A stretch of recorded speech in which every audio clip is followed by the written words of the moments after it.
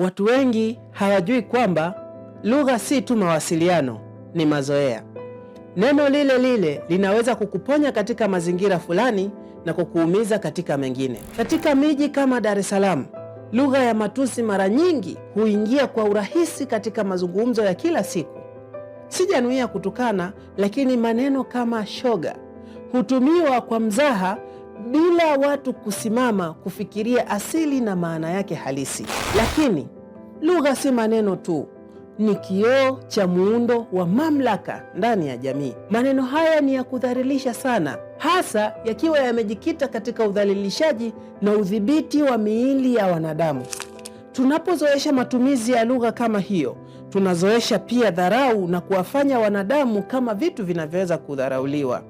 Sosiolojia inatufundisha kwamba lugha huunda uhalisia.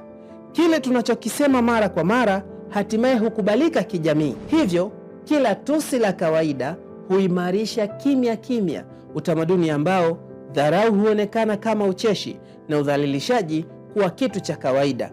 Kubadilisha lugha yetu si suala la adabu tu, ni suala la kubadilisha mtazamo wa fikra ambao jamii hukua kutoka kwake.